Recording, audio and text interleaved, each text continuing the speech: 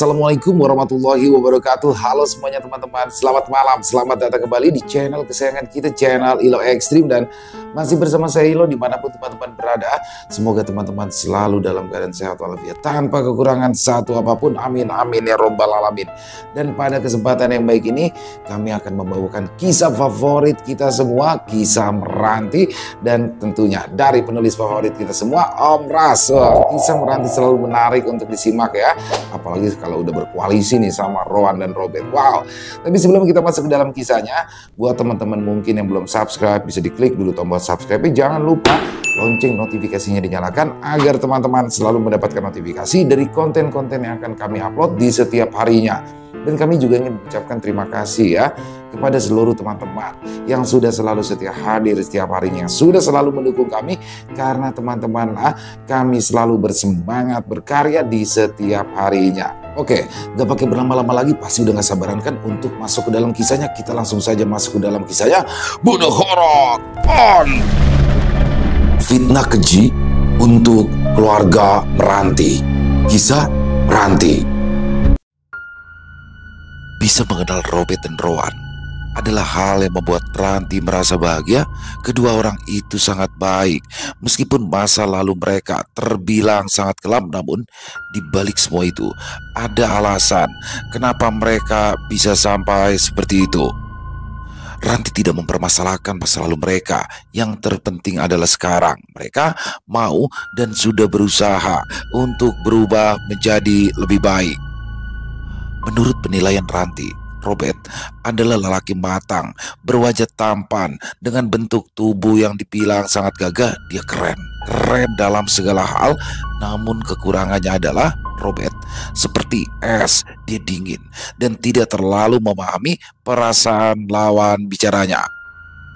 Kalau Rowan, dia merupakan lelaki yang usianya sedikit lebih tua dari Meranti.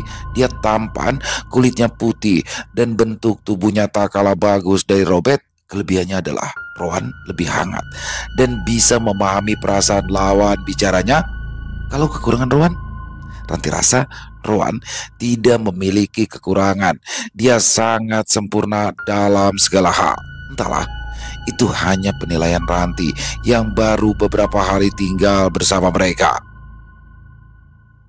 Hari itu, setelah Robert dan Rowan pergi, Ranti duduk seorang diri di teras rumah sambil menikmati angin pagi yang berembus sepoi-sepoi.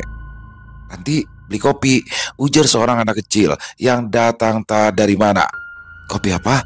Si anak memperlihatkan bekas bungkusan kopi instan yang ia bawa dari rumah kepada Ranti. Melihat itu, Ranti kemudian beranjak dari duduknya. Ia membuka pintu warung dan mengambilkan kopi yang diinginkan oleh si anak. Setelah membayar, anak kecil itu pun pergi. Ranti lalu memutuskan untuk membuka semua pintu warung supaya orang-orang tahu kalau warungnya itu sudah buka. Ayah dan ibu Ranti pergi ke pasar untuk membeli barang dagangan, sementara Mang Nanjan juga sudah pulang ke rumahnya.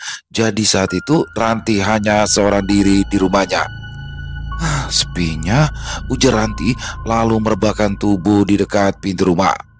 Ranti senyum-senyum sendiri saat ia mengingat kejadian-kejadian lucu saat masih ada Rowan dan Robert di rumahnya. Andai mereka tinggal di desa ini, pasti seru, gumam Ranti. "Ranti," panggil Amang Tagu dari luar rumah. Ranti bergegas beranjak bangun. "Kenapa, Mang?" tanya Ranti. "Amang mau titip kunci rumah. Kamu di rumah saja kan?" Ranti mengangguk. "Iya, memangnya Amang mau kemana?" "Amang sama tantemu mau pergi ke ladang. Mungkin lusa baru pulang. Jadi ini kunci rumah kami. Kamu kasih nanti sama As ya, kalau mereka sudah pulang," ujar Amang Tagu. Ranti mengangguk lagi. Ia menerima kunci yang diberikan oleh Amang Tagu lalu menyimpannya setelah Amang Tagu pergi. Ranti kembali merebahkan tubuhnya di lantai. Di tangannya terdapat sebuah buku novel percintaan. Sesaat setelah membaca buku itu, di luar terdengar suara pembeli yang memanggil-manggilnya. Mau tak mau, Ranti pun kembali menghentikan aktivitas membacanya. Tiba-tiba saja, saat sedang melayani pembeli itu, terdengar suara orang berlari-larian seperti sedang berkejar-kejaran. "Tutup pintunya, kunci rumah masing-masing, ujar orang-orang itu membuat Ranti menjadi bingung. Ada apa kak? Tanya Ranti. Ada keributan. Kabarnya ada orang-orang yang akan menyerang desa kita. Sebaiknya kau tutup warungmu Ranti, ujar orang itu. Keributan? Keributan apa? Tanya Ranti penasaran, namun pertanyaannya tidak dijawab karena orang itu keburu pergi sambil berteriak-teriak memberikan perintah agar pintu-pintu rumah warga ditutup rapat. Keributan macam apa yang melibatkan warga? Ujar Ranti bingung. Apa jangan-jangan itu adalah ulah dari geng-geng berandalan ya? Gumamnya sambil menutup warung. Ranti mengunci diri di dalam rumah. Sambil tetap waspada, dia takut kalau orang-orang yang katanya akan menyerang desa mereka tiba-tiba saja datang dan mengamuk di rumahnya. Apalagi saat itu orang tua dan juga kakaknya sedang tak ada di rumah. Namun hingga sore harinya tak ada juga tanda-tanda kedatangan orang-orang yang akan menyerang desa itu. Kurasa mereka tidak jadi melakukan penyerangan ke desa kita, ujar Ranti pada perempuan bergaun merah. Tidurlah Ranti, aku yang akan menjagamu, ujar perempuan itu. Ya, terima kasih. Beralih pada Rustam dan Nia yang saat itu sedang berada di rumah tantenya Ranti yang tinggal di kecamatan. Sengaja kami menginap di sini karena si Ranti itu pesan kue cucur. Itu loh, kue cucur yang biasanya jualan di dekat toko sembako itu, ujar Nia pada iparnya itu. Oh, Cutati itu kan? Iya, cucur buatannya memang enak. Tiba-tiba saja terdengar suara orang memanggil-manggil nama Meranti.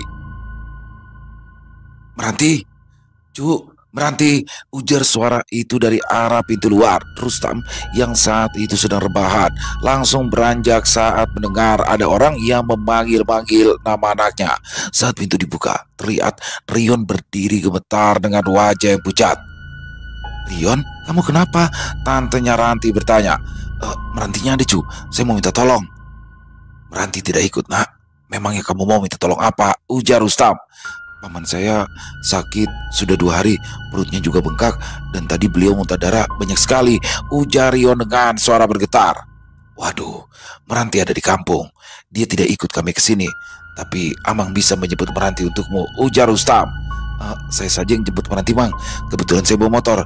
Kalau lewat sungai pasti lama kan, ujar Rion. Tapi apa kamu bisa menjemput Meranti sendirian? Amang takut kamu tidak fokus nanti di jalan, bisa berbahaya untuk kalian berdua. Bisa Mang, saya bisa Mang, ucap Rion cepat.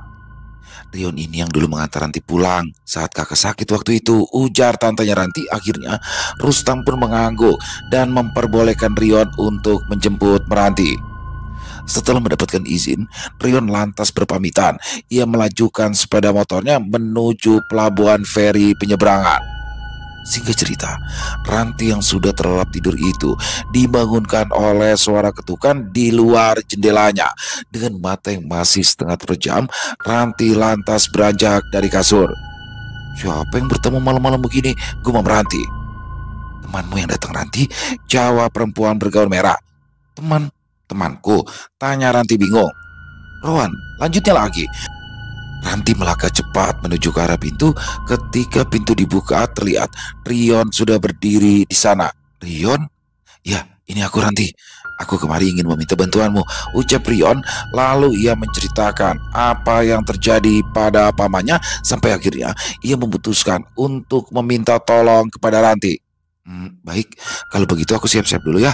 Kamu tunggu aja di sini sebentar, ujar Meranti menyanggupi. Dengan cepat, Meranti mengambil barang-barangnya dan memasukkannya ke dalam tas. Tidak lupa, Meranti juga membawa kunci rumah yang sebelumnya Amang Tagu titipkan untuk diberikan kepada As dan istrinya. Ayo Yan, aku udah siap, ujar Meranti. Terima kasih ya, sama-sama.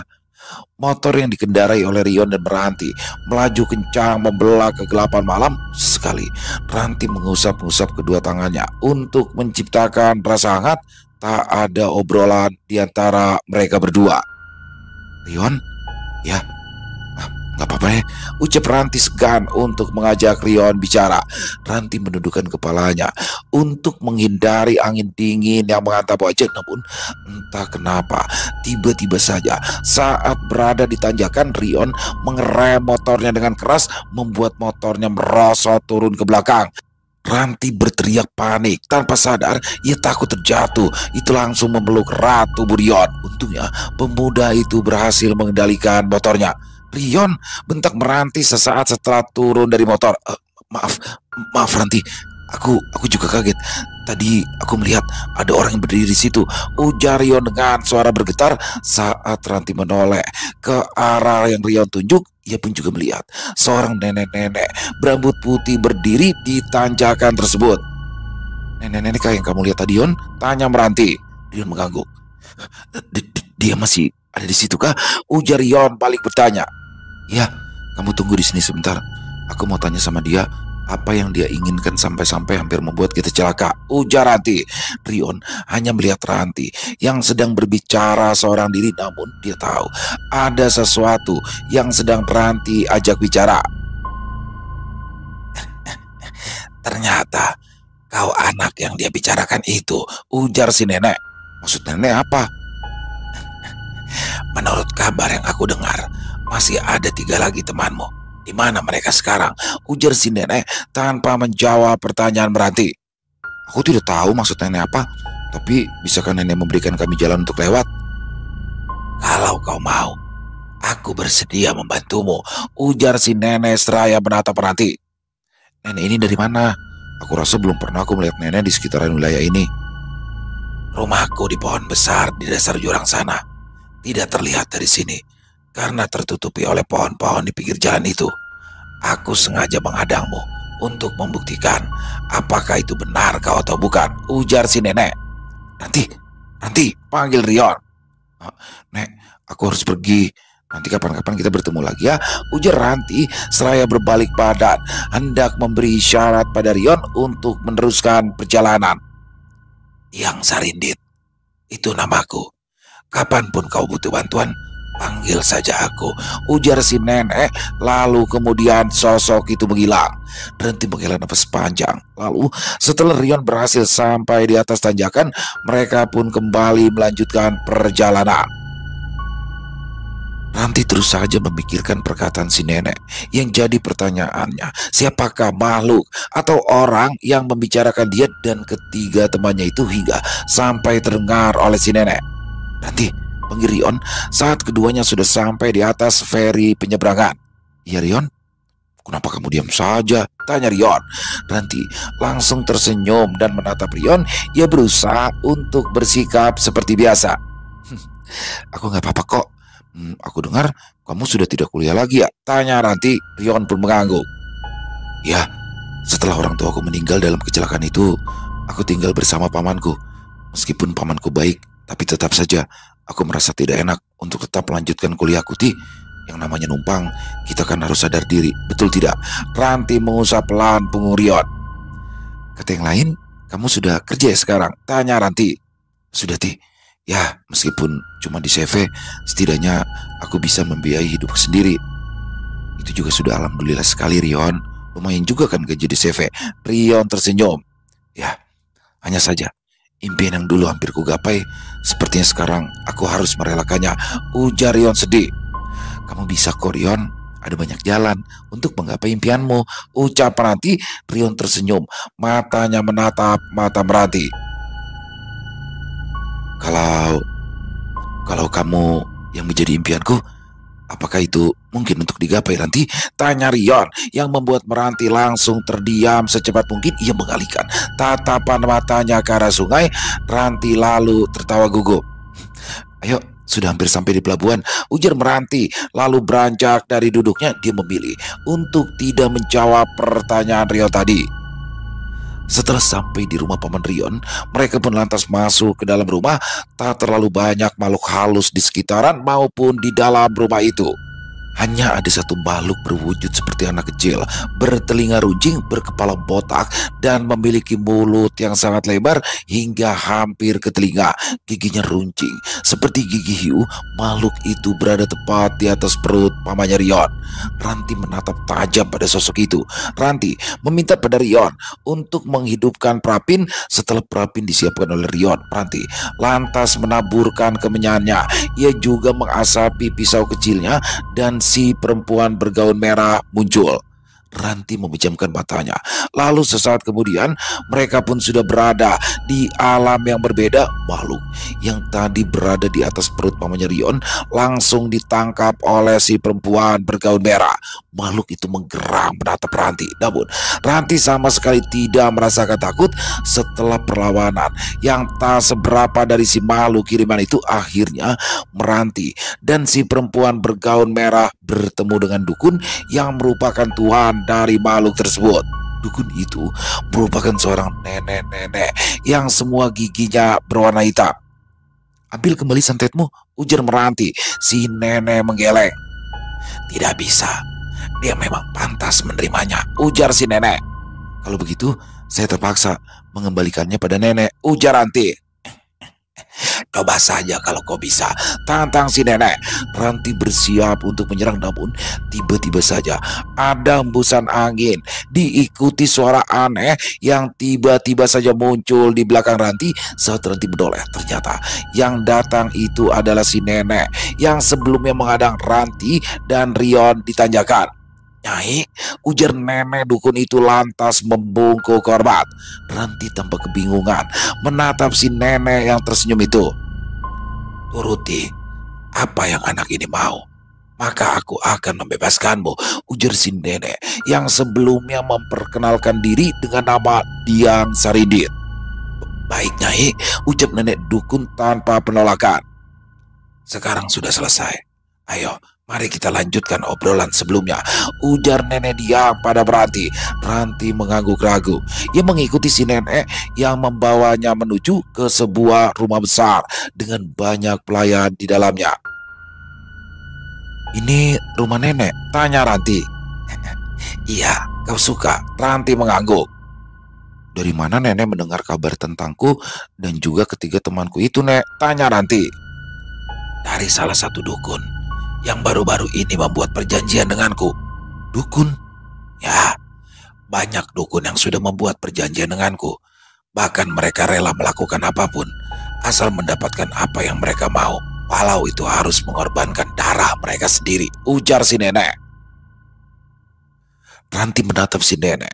Dia baru menyadari kalau nenek itu bukanlah jin sembarangan. Dia merupakan salah satu jin terkuat yang bisa memperbudak manusia, terutama orang-orang yang serakah akan keinginan duniawi. Tiba-tiba saja si nenek tertawa. "Apa yang sebenarnya nenek inginkan dariku?" tanya Ranti. "Tidak ada. Aku hanya ingin berteman denganmu," ujar si nenek. Ranti tertegun sebentar sebelum kemudian menyetujui ajakan pertemanan dari si nenek. "Sekarang aku harus kembali, Nek," ujar Meranti. Kemudian si nenek setuju. Ia lalu mengantar Meranti untuk pulang. Saat Ranti membuka mata, ternyata di sana sudah ada ayah, ibunya, dan juga tantenya Ranti. "Rion, aku minta carikan kelapa," ujar Meranti kepada Rion yang duduk tak jauh darinya. Tanpa bertanya lagi, Rion lantas beranjak dari duduknya. Lalu tidak berapa lama kemudian, Rion kembali dengan membawa 2 butir kelapa. Kelapa itu lalu ia berikan kepada Meranti. Oleh Ranti, kelapa tersebut diasapi, kemudian diletakkan di atas perut Paman Rion. Sesaat setelahnya, Paman Rion mulai bereaksi. Keringat dingin mulai keluar dari seluruh pori-pori wajah dan tubuhnya. Setelah beberapa menit, Ranti lalu mengganti kelapanya. Di sini sudah mulai terlihat perubahan pada perut Paman Rion yang sebelumnya bengkak, perlahan-lahan sudah mulai mengecil. "Ini tinggal pemulihannya aja ya, Yon," ujar Ranti. "Terima kasih banyak Ranti." "Sama-sama." Setelah mengobrol sebentar, Meranti dan keluarganya pun berpamitan pulang. Jam sudah menunjukkan lewat tengah malam. Hari itu, sebelum pulang, Ranti dan kedua orang tuanya lebih dulu pergi ke pasar. Sore harinya, barulah mereka sampai di rumah. Terlihat As dan istrinya sudah menunggu di teras. "Aduh, maaf Kak, semalam Ranti dijemput teman untuk bantuin pamannya yang sakit. Sekali lagi maaf ya Kak, Ranti bawa kuncinya karena mengira akan ketemu Kak As di pasar." "Iya, gak apa-apa Ti, santai aja. Kami juga baru sampai kok." "Harusnya Amaimo itu titipkan kuncinya ke tetangga dekat rumah saja. Kalau kesini kan kejauhan. Mereka juga punya kesibukan. Untung kita gak jadi pulang tadi malam. Coba kalau kita pulang malam, pasti kita sudah tidur di teras sampai sore nunggu kunci, ujar istrinya As dengan ketus.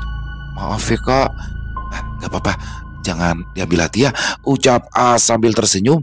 Sejak kejadian di pesta pernikahan itu, istri As memang berubah pada Ranti. Mungkin dia menganggap semua kejadian buruk yang terjadi di pernikahannya itu karena ulah Ranti yang terkenal memiliki banyak teman gaib. Ranti menghela nafas panjang. Mah, yang ini disusun atau biar di dalam kotak? Tanya Ranti. Sudah, biarkan di dalam kotak saja dulu, Ti. Kamu susun yang ini saja ya. Hari-hari berlalu, tak ada yang istimewa hingga pada suatu hari. Saat itu, Ranti yang baru saja pulang dari rumah salah satu temannya terlihat kaget ketika melihat ramai orang di rumahnya. Ada juga motor milik Arfan di sana. Wah, ada apa nih? Ranti bertanya-tanya dalam hatinya. Assalamualaikum, ucap Ranti pelan, matanya langsung tertuju pada sang ayah yang saat itu sedang duduk bersandar di dekat pintu. Ranti, ayo masuk, ujar Rustam. Dengan sopan, Ranti masuk dan duduk di samping sang ayah. Ada apa, Bah? Bisik Ranti.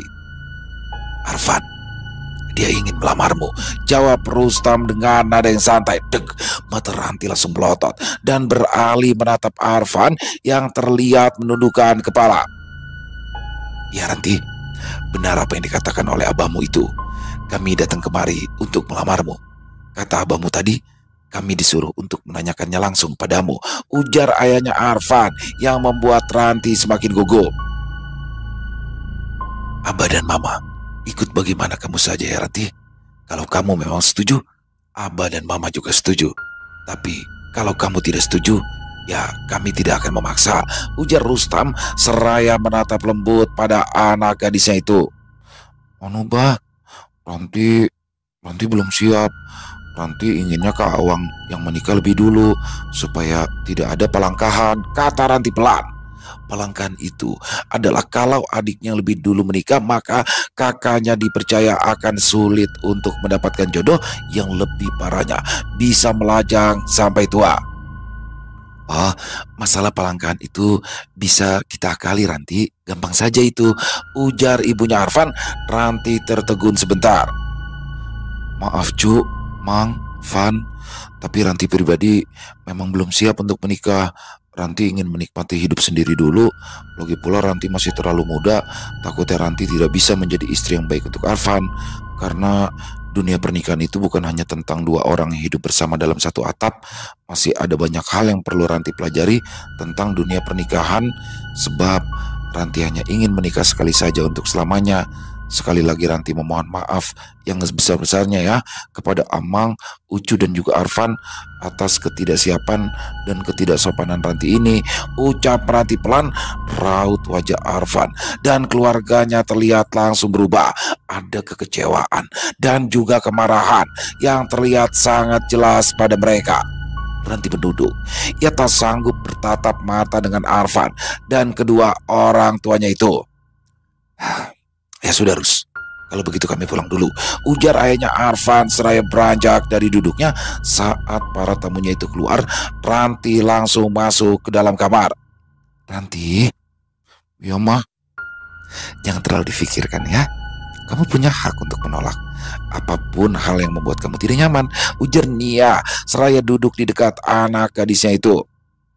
Ranti hanya takut penolakan Ranti tadi membuat mereka marah lalu memusuhi Mama dan Abah, ucap Ranti pelan. Kalau pemikiran mereka dewasa, maka mereka pasti akan memahami maksud dari perkataanmu tadi, ujar Nia sambil membelai lembut rambut Ranti. Makasih ya Mah, ucap Ranti lalu memeluk ibunya dengan erat. Kalau boleh tahu, memangnya Ranti pacarankah sama Arfan? Kok dia sampai nekat datang melamar kamu? Tanya Nia. Enggak mah, Ranti sama Arfan itu cuma teman. Lagi pula Ranti memang belum pernah punya pacar, jawab Ranti cepat. Tapi pasti ada kan laki-laki yang Ranti suka? Tanya Nia dengan bibir tersenyum. Ranti mengangguk malu-malu. Siapa? Siapa dia? Tanya Nia. Kamu itu seperti tidak tahu saja. Itu loh si Rion, ujar Rustam yang baru masuk ke dalam kamar Ranti. Abah, kok Rion? Kok Rion itu sahabat Ranti. Jangan-jangan si Robert atau si Rowan. Ranti menyilangkan tangannya di dada. Raut wajahnya tampak cemberut saat mendengar perkataan ayahnya. Masa Robert sih, Bah? Ujar ibunya. Ya tidak apa-apa. Walau usianya sejauh di atas Ranti, tapi Abah, udah ah, tebakan Abah itu salah, ujar Ranti dengan sangat cepat memotong perkataan ayahnya. Oh, kalau begitu berarti pasti si Rowan kan, ujar Rustam lagi sambil tertawa. Ranti langsung mendorong pelan tubuh sang ayah agar keluar dari kamarnya. Nah, lihat-lihat, wajah anakmu merah. Ah, iya ini, pasti si Rowan. Lagi-lagi Rustam menggoda Meranti yang sudah hampir menangis karena malu. Sudah, Abah, kamu ini, tegur Nia pada suaminya yang tampak semakin bersemangat menggoda anak gadis mereka itu. Setelah orang tuanya keluar, Ranti pun langsung menutup pintu kamarnya, lalu ia membenamkan wajahnya di bantal. Sesaat kemudian, ia membalikan badan, bibirnya tampak tersenyum. Hari itu, sepulang Ranti dari warung bakso bersama teman-temannya, terlihat di teras rumah sudah ada Awang, kakaknya yang baru saja pulang ke rumah. Ranti langsung duduk di samping Awang sambil merebahkan kepalanya di bahu Awang. Jari-jarinya memainkan urat-urat tangan sang kakak. Ah, apa ini maksudnya begini? Asal kamu tahu ya, kalau kamu lagi manja-manja begini, bikin aku takut, tahu nggak, Ti? Ujar Awang. Kawan jadi kan beliin handphone buat Ranti, ujar Ranti sambil mengedipkan mata. Aduh, kakak lupa. Besok aja ya kita pergi ke kabupaten untuk membeli handphone barumu, ujar Awang kemudian. Yes, makasih Kawang. Kawang memang kakak yang paling baik dan kakak yang paling ganteng sebenarnya. Ah, kamu itu kalau ada maunya baru saja muji-muji. Coba tiap hari memuji begitu kan bagus, ujar Awang sambil tertawa. Ranti pun ikut tertawa. Ah, begini saja nah. Ini kan badanku pegal-pegal. Coba sekarang kamu pijitin, Ti, ujar Awang sambil menepuk-nepuk baunya. Tanpa penolakan, Ranti langsung memijat bahu Awang. Nanti kaki juga ya, Ti. Oh ya, kakak haus nih. Coba dong bikinin es teh manis, Ti. Sekalian sama ambilkan bantal biar kakak rebahan di sini. Rebahan sambil dipijat kan enak, ujar Awang dengan mode bos. Siap kakakku yang ganteng, adikmu ini akan melaksanakan semua tugas yang kakak ganteng berikan, ujar Ranti dengan nada bicara yang dibuat-buat. Ibunya yang sedang duduk di depan warung bersama ibu-ibu tetangga itu hanya bisa geleng-geleng kepala melihat tingkah kedua anaknya itu. Enaknya sekarang si Awang sudah bekerja, Ranti juga sering dipanggil-panggil orang untuk berobat, ujar salah satu tetangga. Alhamdulillah, Bu, ucap Nia sambil tersenyum. Awang yang saat itu sedang memainkan handphone sambil senderan di dinding menunggu Ranti terlihat kaget dengan kedatangan Amang Tagu yang raut wajahnya seperti orang marah-marah. Nia, apa salahku pada kalian, ha? Sampai tega-teganya kalian memfitnahku seperti itu, ujar Amang Tagu tiba-tiba. Nia yang tak tahu apa-apa itu langsung bingung kala mendengar perkataan kakaknya. Fitnah apa ini, Kak? Kami tidak pernah memfitnah kakak. Lagi pula, untuk apa memfitnah keluarga sendiri, ujar Nia seraya beranjak dari duduknya. Awang yang juga kebingungan lantas berdiri.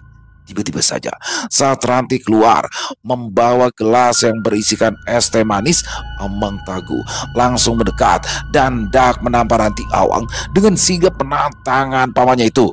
Jangan berani-berani menyentuh adikku, bentak Awang. Cih, kamu sebisanya kau memfitnahku. Apa salahku pada kalian, ha? Ujar Amang Tagu penuh emosi. Rustam yang baru datang tampak mengerutkan alis menatap saudara iparnya yang marah-marah itu. Ada apa ini, Gu? Tanya Rustam. Ini anakku, bisa-bisanya dia memfitnahku. Fitnah? Fitnah seperti apa ini, Gu? Kalau memang benar anakku berbuat hal seperti itu, biar aku sendiri yang mengajarnya, ujar Rustam.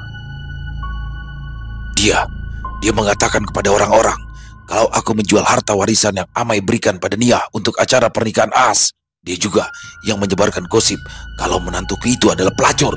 Hati siapa yang tak sakit difitnah seperti itu, Rus? Ujar Amang Tagu emosi. Ranti hanya bisa menggelengkan kepala karena ia tidak pernah merasa mengatakan hal-hal seperti itu. Nanti, benarkah itu? Tanya Rustam sambil menatap anaknya.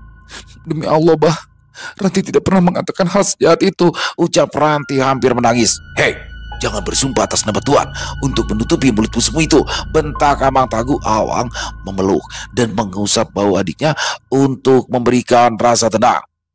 Kamu dengar dari siapa itu? Tanya Rustam. Ah, tidak perlulah kau tahu dari siapa. Yang pasti, anakmu lah yang menyebarkan fitnah itu. Tidak bisa seperti itu.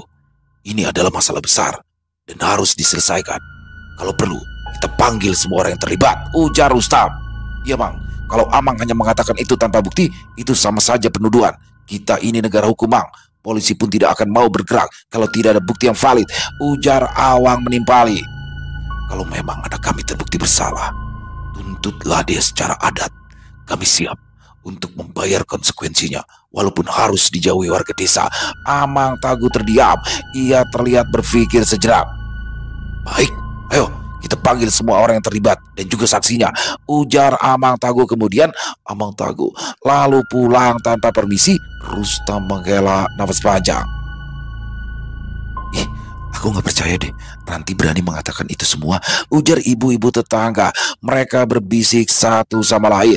Ranti menangis dalam pelukan sang kakak yang terus berusaha menenangkannya. Sudah, jangan menangis ya Ranti. Kalau kamu memang tidak bersalah, jangan takut, ucap Awang menenangkan. Ranti sedih, Kak. Ranti nggak takut, isak Ranti. Dan malam itu, semua orang yang diduga terlibat pun dikumpulkan di rumah Amang Tagu. Mereka tampak bertanya-tanya ada masalah apa, karena secara tiba-tiba dipanggil dan disuruh berkumpul di rumah Amang Tagu. Terlihat juga di sana ada As bersama istrinya. Mai, aku kan sudah bilang, tak perlu percaya kabar yang belum pasti kebenarannya, ujar As. Saat As mengatakan itu, terlihat istrinya langsung menatapnya tak setuju. Setelah Damang datang, Amang Tagu pun mulai berbicara. Walaupun tadi akar permasalahannya sudah saya ceritakan pada Damang, tapi saya akan tetap ceritakan ulang lagi pada kalian semua yang hadir di sini, ujar Amang Tagu seraya mengedarkan pandangannya ke seluruh orang yang hadir, termasuk keluarga Rustam. Menantu saya secara tidak sengaja mendengar si Meranti ini memfitnah saya menjual warisan yang seharusnya menjadi hak milik Nia untuk acara pernikahan anakku si As. Dan saat si Meranti tahu kalau di situ ada menantuku yang mendengarnya, dia dengan kurang ajarnya menampar dan menyebut menantuku itu sebagai pelacur serta menyebarkan fitnah itu pada orang-orang ini, ujar Amang Tagu. Damang lantas menatap satu persatu orang-orang yang tertuduh. Mereka juga disuruh bersumpah sebelum menjawab pertanyaan dari Damang. Dan ketika tiba giliran istri dari As yang ditanya, dia terlihat gugup saat menjawab pertanyaan itu. Ranti tahu kalau perempuan itu berbohong, entah untuk tujuan apa sampai dia berbohong seperti itu dan mengakibatkan keretakan dalam keluarga besar mereka. Di mana kamu mendengar kami bergosip seperti itu? Tanya salah satu orang yang tertuduh pada istrinya As. Sejak aku mengenal Meranti dari kecil sampai sekarang, tak pernah sekalipun ku dengar perkataan sejahat itu keluar dari mulutnya. Tapi setelah kau menjadi anggota keluarga Mang Tagu, barulah muncul kabar-kabar buruk seperti ini, ujar yang lainnya. Istri As menunduk saat ia memberikan jawaban tentang di mana dan hari apa ia mendengar mereka memfitnah Amang Tagu. Beberapa orang tertuduh menyangkal. Mereka mengatakan bahwa saat hari di mana mereka dituduh bergosip itu, mereka sedang tidak bersama Meranti dan alibi mereka sangat kuat karena dibuktikan oleh kesaksian orang-orang yang bersama mereka pada hari itu. Keadaan rumah Amang Tagu sampai penuh karena kedatangan para saksi dadakan. Istri As semakin gelisah. Itu terlihat dari cara duduknya dan juga wajahnya yang selalu menunduk. Lalu tiba-tiba saja ia berteriak-teriak histeris seperti orang kesurupan. Namun Meranti tahu kalau itu hanya pura-pura karena Meranti sama sekali tidak melihat adanya kehadiran makhluk halus di rumah itu. Kurasa ini hanya kesalahpahamanku. Sebaiknya diselesaikan secara kekeluargaan saja, ujar Damang seraya beranjak berdiri. Amang Tagu terdiam. Sementara As sibuk sendiri menahan tubuh istrinya. Satu persatu orang yang tertuduh dan saksi mereka keluar dari rumah itu dengan diiringi umpatan-umpatan kesal karena sudah dituduh tanpa adanya bukti. Kakak tidak perlu berpura-pura seperti itu untuk menghindari pertanyaan dan membuang rasa malu karena sudah menuduhku tanpa bukti, ujar Ranti pada istrinya As yang masih berpura-pura kerasukan. Keluarga Rustam lalu keluar dari rumah Amang Tago. Kau kira perempuan baik-baik, ternyata suka memfitnah, ujar Awang yang tak menyangka dengan kelakuan istrinya As. Sudah kak, lupain aja. Yang penting sekarang Ranti terbukti tidak bersalah. Itu sudah cukup, ucap Ranti sambil tersenyum. Coba kamu suruh temanmu ngerjain dia, biar tahu rasa dia, ujar Awang. Awang, jangan menyuruh yang tidak-tidak. Tegur Nia. Ya, namanya juga manusia. Wajar saja kalau pernah berbuat salah. Mungkin saat itu dia hilaf, dan kita janganlah sampai menghakiminya, ujar Rustam. Awang dan Ranti mengangguk. Keesokan harinya, pagi-pagi sekali, Ranti sudah siap-siap untuk pergi bersama kakaknya ke kecamatan, sementara Awang sedang memanaskan sepeda motornya di depan rumah. Nanti tolong sekalian belikan daging sapi di pasar ya, Wang, ujar Nia seraya duduk di dekat Rustam. Ya, abang mau nitip apa? Tanya Awang pada ayahnya. Cemilan-cemilan saja lah, Wang. Kalau ada kue-kue star sama Putri Malu ya, ujar Rustam. Kue apa itu, bah? Tanya Awang bingung. Itu loh kak, kue nastar sama Putri Salju, ujar Ranti meralat perkataan ayahnya. Ih, cantiknya adikku ini, ujar Awang menatap Ranti dari atas hingga ke bawah. Ranti mengenakan celana jeans berwarna denim dengan atasan merah muda dan tas lempang berwarna hitam. Rambutnya yang panjang tergerai dengan sangat indah. Yuk, ajak Ranti pada kakaknya itu. Lalu mereka berdua pun bersalaman pada ayah dan ibu. Saat sedang bersalaman itu tiba-tiba saja terlihat Amang Tagu datang bersama istrinya As dan juga menantu mereka. Terlihat jelas penyesalan di wajah Amang Tagu. Hiti, ajak Awang seraya menarik tangan adiknya itu untuk segera pergi, namun ditahan oleh Rustam. Rus, Nia, Awang, Meranti, Amang datang ke sini ingin meminta maaf pada kalian semua, ucap Amang Tagu seraya bersimpuh. Rustam dan Ranti langsung menahan tubuh Amang Tagu, sementara Nia dan Awang hanya diam memperhatikan. Begitu juga dengan istrinya As yang hanya menundukkan kepala. Tidak apa-apa, Mang, Ranti juga sudah memaafkan semuanya. Amang tidak perlu meminta maaf sampai seperti ini, ucap Ranti pelan. Iya, Gu, kami semua sudah memaafkan. Tidak ada sedikit pun rasa dendam di hati kami pada kalian, kata Rustam. Seharusnya aku tidak mudah percaya, ucap Amang Teguh penuh penyesalan. Sudahlah, tidak perlu dibahas lagi. Kita anggap semuanya sebagai kesalahpahaman saja ya, ujar Rustam. Setelah bermaaf-maafan, Awang dan Ranti lantas berpamitan untuk berangkat ke kabupaten. Alhamdulillah ya kak, ucap Ranti. Ya, semoga saja dia benar-benar sadar, kata Awang. Ranti benar-benar menikmati perjalanan hari itu. Nanti mampir ke toko buku ya, kata Meranti ketika mereka sudah tiba di kabupaten. Saat akan menuju toko handphone, tanpa sengaja Ranti melihat seorang perempuan yang sedang dipapa oleh dua orang. Yang menarik perhatian Ranti adalah makhluk halus berwujud perempuan dengan tubuh kurus berambut panjang dan memiliki kuku-kuku runcing yang sedang mengikuti perempuan itu. Kak, bisa berhenti sebentar? Tanya Ranti. Dan tanpa bertanya, Awang lantas menepikan sepeda motornya, membiarkan Ranti turun dan mengejar ketiga orang yang entah siapa. Awang pun tidak tahu. Permisi bu, ucap Ranti. Ya, ada apa ya? Tanya orang itu. Maaf kalau saya lancang, kakak ini sedang sakit kah? Iya nak, kamu benar, anakku ini sedang sakit. Sudah 4 bulan seperti ini, ujar ibu itu. Bu, boleh saya pegang kakak ini sebentar? Tanya Meranti. Boleh, ayo, jawab si ibu dengan cepat. Mereka pun duduk di depan warung yang saat itu sedang tutup. Ranti memejamkan matanya sambil menyentuh tangan perempuan itu. Sesaat kemudian potongan-potongan bayangan mulai bermunculan. Ranti membuka matanya. Dia menatap perempuan itu dengan rasa iba. Kakak ini sudah terkena guna-guna. Kalau ibu mau, ibu bisa membawa kakak ini ke tempat teman saya. Mungkin mereka bisa membantu kakak ini, ujar Meranti pelan. Ya, benar. Beberapa orang yang pernah mencoba membantu anakku ini memang mengatakan kalau dia terkena guna-guna. Jadi, di mana alamat rumah temanmu itu, nak? Kami akan segera membawanya ke sana, ujar si ibu. Ranti membuka tasnya dan mengeluarkan pulpen serta buku diarinya. Dia menuliskan alamat desa Robert dan memberikan selembar kertas berisikan alamat itu pada si ibu. Setelah berbasa-basi sebentar, Ranti pun berpamitan untuk melanjutkan perjalanannya. "Ada apa, Ti?" tanya Awang seraya memasang kembali helmnya.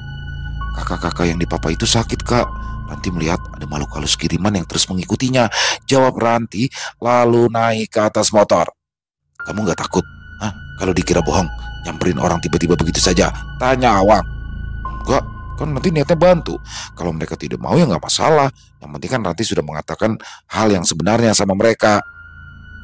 Selesai membelikan handphone, daging, buku dan juga cemilan pesanan ayah ibunya, kedua kakak beradik itu pun mampir dulu di warung makan di pinggir jalan. Mereka memutuskan untuk makan dulu sebelum pulang karena perjalanan mereka masih cukup jauh.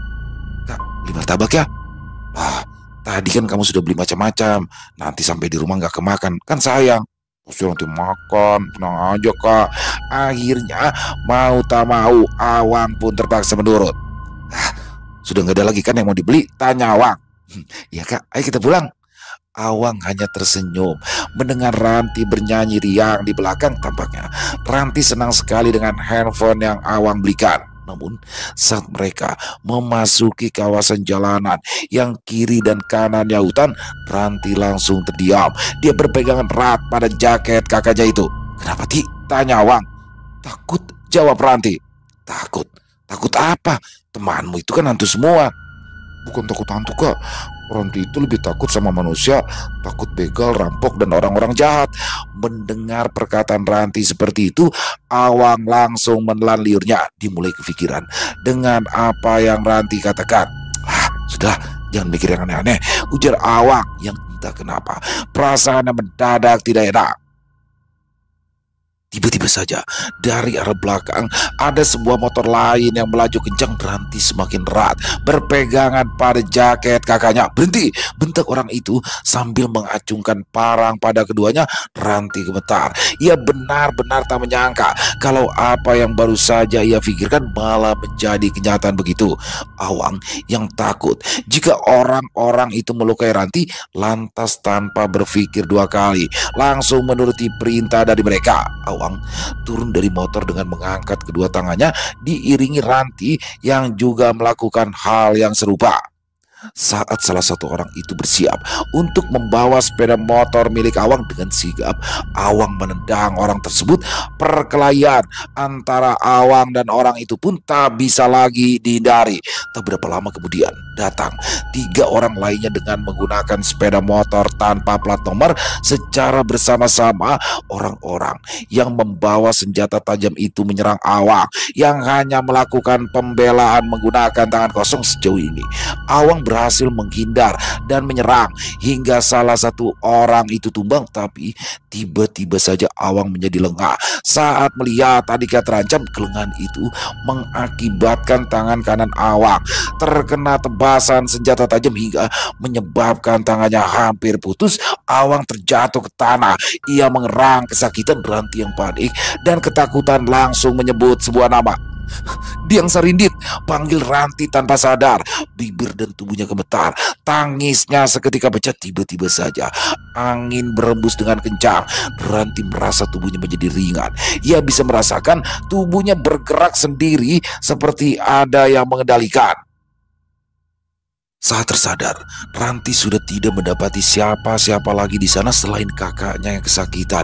Dengan tangan gemetar, Ranti membantu Awang untuk mengikat tangannya dan mulai dari situ Rantilah yang mengambil alih untuk membawa sepeda motor. Darah dari luka Awang menetes di sepanjang jalan. "Aku mengantuk, Ti," ucap Awang pelan. "Jangan tidur. Jangan tidur, Kak. Ya Allah, tolong bantu kami, ya Allah. Kak Awang jangan tidur," teriak Ranti. Saat sampai di kecamatan, Ranti langsung melajukan motor tersebut untuk menuju rumah tantenya. Tante dan pamannya kaget sekaligus panik saat melihat Awang yang terluka seperti itu. Wajahnya sudah pucat, namun untungnya Awang masih sadar. Awang langsung dibaringkan di halaman rumah. Dan tidak lama kemudian datanglah seorang kakek-kakek, kata sang paman. Beliau adalah pemilik minyak bintang di desa itu. Ranti hanya bisa menangis di pelukan tantenya. Ia tak bisa berkata apa-apa lagi. Dia benar-benar takut kalau kakaknya itu tidak bisa bertahan. Oleh kakek tersebut, tangan Awang yang hampir saja putus itu disambung kembali dengan menggunakan minyak bintang. Setelahnya barulah Awang dibawa masuk ke dalam rumah. Dan malam itu juga Rustam dan Nia dijemput untuk ke kecamatan. Syukurnya kak, orang tua itu ada di rumah. Andai tidak ada, entah bagaimana nasib si Awang. Tadi itu lemas sekali badanku melihat tangan si Awang. Andai bukan kulit dan daging yang menahannya, tidak sanggup aku menceritakannya, ujar si paman. Ya Allah ya Robi, Awang, isak tangis Nia sambil mengusap-ngusap pelan kepala Awang. Sekarang dia sudah tidak apa-apa. Untungnya cepat aku tangani. Jangan khawatir, tangannya itu akan tersambung kembali seperti sedia kala.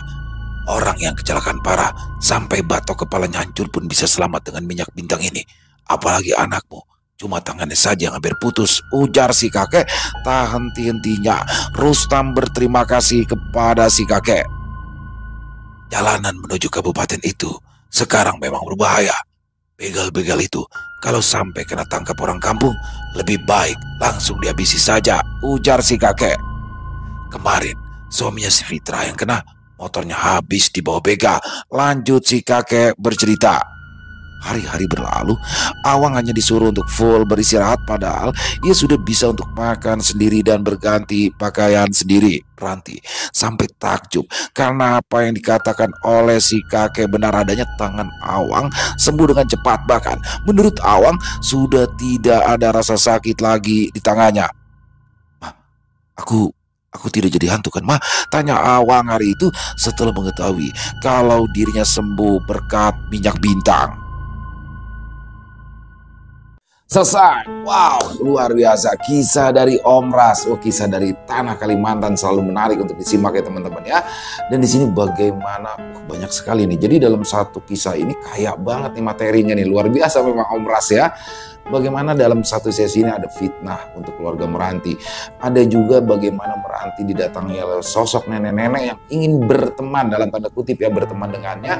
Tapi belum tahu juga nih apakah benar-benar niat tulus berteman baik atau bukan ya. Nenek-nenek ini dalam tanda kutip makhluk gaib ya teman-teman ya.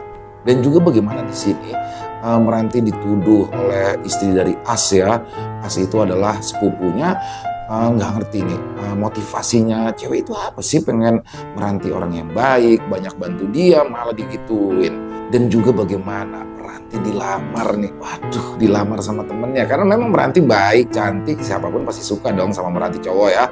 Dilamar tapi ditolak. Dan di sini bapaknya nih Abah Rustam ya ngulik-ngulik siapa sih sebenarnya cowok yang lagi sukain sama Meranti.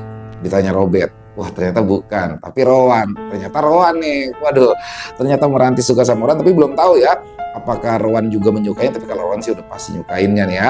Dan seperti kata teman-teman, Robert lebih menyayangi Meranti sebagai adik. Mudah-mudahan ya teman-teman ya, jangan sampai deh ada cinta segitiga. Dan di endingnya, wah luar biasa sekali bagaimana di situ Awang, kakak dari Meranti, terkena tebasan parang dari para perampok ya, yang mana akhirnya bisa sembuh dengan menggunakan minyak bintang. Jadi minyak bintang teman-teman ini adalah minyak legendaris dari tanah Borneo, dari tanah Kalimantan ya, yang mana apabila itu ada luka dioleskan, itu luka separah apapun bisa sembuh. Tapi memang yang banyak diperjualbelikan itu banyak yang palsu ya. Jadi memang minyak bintang yang asli adanya di pedalaman, dan itu memang sulit sekali cara membuatnya. Dan ada beberapa yang bilang itu bahan bakunya dari organ manusia. Tapi yang nggak tahu ya kebenaran atau tidaknya. Tapi memang beberapa informasi yang saya dapat seperti itu. Overall kisahnya keren, pakai banget Om Ras. Terima kasih Om Ras atas kisahnya yang luar biasa. Jangan lama-lama untuk lanjutannya kisah Robert maupun kisah Meranti. Dan semoga kisah barusan bisa menghibur teman-teman semua para pecinta penikmat horor misteri. Lebih lebih khususnya lagi kepada para subscriber dari channel Ilo Extreme. Buat teman-teman yang punya komentar lain, silakan bisa menuliskan di dalam kolom komentar ataupun hanya sekedar saling menyapa. Insya Allah kami akan membalasnya satu persatu. Buat teman-teman yang suka dengan videonya, bisa diklik tombol like-nya ya, tombol jempolnya, dan buat yang belum subscribe, yuk diklik dulu tombol subscribe, jangan lupa lonceng notifikasinya dinyalakan agar teman-teman selalu mendapatkan notifikasi dari konten-konten yang akan kami upload di setiap harinya. Untuk channel Ilo Extreme kami upload setiap hari teman-teman, setiap malam jam 7 malam waktu Indonesia bagian Barat. Oh iya, buat teman-teman mungkin yang punya kisah horor misteri yang diangkat dari kisah nyata, yang berdasarkan pengalaman pribadi, apabila mungkin berkenan dibawakan di channel kami, silakan bisa mengirimkannya ke nomor telepon kami yang ada di bawah sini, dan bebas ya, kirimannya boleh dalam bentuk tulisan, boleh dalam bentuk rekaman suara, senyamannya teman-teman aja. Buat teman-teman yang sudah mengirimkan kisah, kami ucapkan terima kasih. Di akhir kata, saya Ilo mengucapkan permohonan maaf apabila mungkin dalam pembawaan kisahnya barusan ada kata-kata saya yang salah ataupun ada kata-kata saya mungkin yang kurang berkenan. Saya mohon dibukakan pintu maaf yang seluas-luasnya. Sampai berjumpa lagi di konten-konten kami selanjutnya yang pasti tidak kalah seramnya, yang pasti tidak kalah ngerinya. Masih bersama saya Ilo di channel Ilo Extreme. Salam sehat, sukses selalu untuk kita semua. Wassalamualaikum warahmatullahi wabarakatuh.